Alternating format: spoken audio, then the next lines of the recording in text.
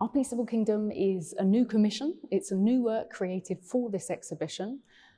And it really examines two things that Lee Mingwei is fascinated by. Firstly, asking the question of what could really be a conception of peace? What could be a model for peace in our contemporary times? And secondly, the tradition of copying from a master. Copying from a master is something that can be found in both Eastern and Western traditions of painting. And here he's taken a really special starting point, namely one series of works by the American folk artist Edward Hicks. He was a Quaker minister, he was a preacher and a painter. And one interesting thing about Quakers, it's a faith group that emerged from Protestantism in the 17th century, and Quakers were nonconformists. They were non-hierarchical, they didn't have a paid clergy, so Edward Hicks didn't get paid for his preaching, so he needed a profession. And he worked as a painter, he worked as a sign painter, primarily painting coaches, painting signs. However, being a painter wasn't particularly highly looked upon within the plain aesthetic of the Quaker organisation. And so he had quite a handy little trick of how to deal with this. He painted scenes from the Bible and he painted scenes of Quaker history. And these two things allowed him to sort of get rid of the conflicts that he had about his painting, which wasn't necessarily seen as a very worthwhile spiritual pursuit.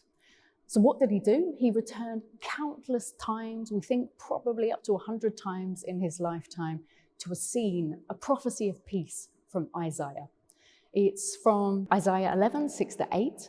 And within this, there's a prophecy of peace on earth with animals and humans living in harmony. For Edward Hicks, he definitely saw this as a metaphor. He was someone who apparently had quite the temper, and he felt that humans really needed to quell their animal side, their animal nature, in order for peace on earth to flourish.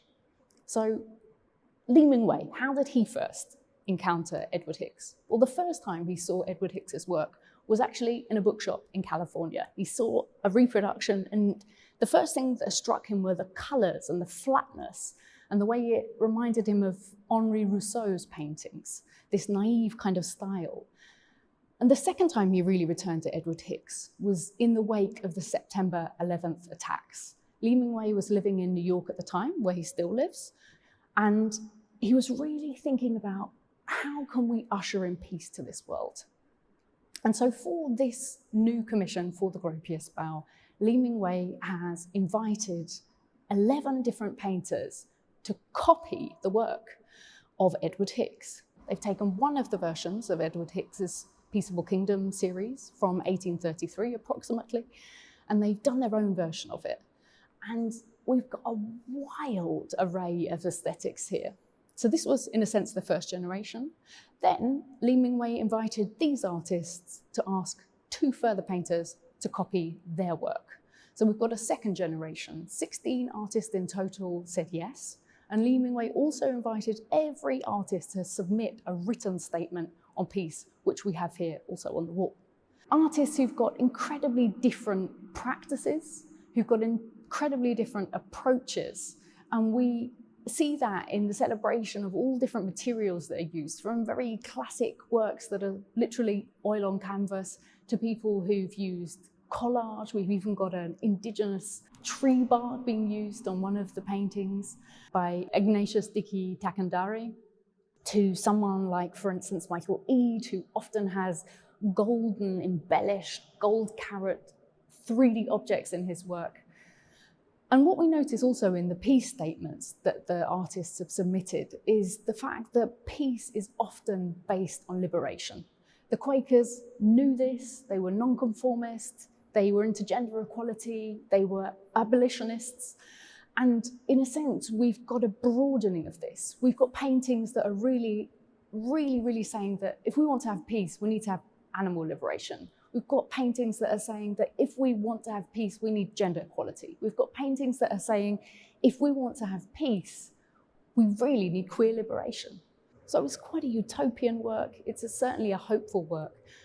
So throughout these works, we'll see a proliferation of new peace signs, peace symbols that are being incorporated, whether it's literally Amy Hill including hippies and a peace sign, whether it's the Native American peace pipe that we can see in some of the depictions, whether it's the rainbow colours of the queer liberation movement. These generations of new copies of copies, interpretations of interpretations are full of even more rich symbols, trying to interpret peace and to make it tangible.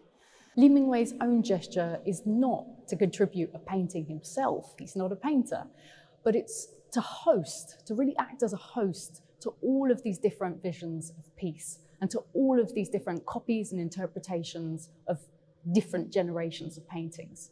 So in a sense, it's a work that unites different generations, people practicing, artists practicing in many different continents, different cities, different contexts. And it's a testament to his understanding of the Quaker principle of peace as being really founded upon the need to tolerate difference. So Lee Mingwei's vision is really saying, if I can open up my exhibition, if I can host 27 other artists plus Edward Hicks, 28, if I can really embrace all of these different aesthetics, then maybe this is a vision that we could extend out into the political and into the social realm.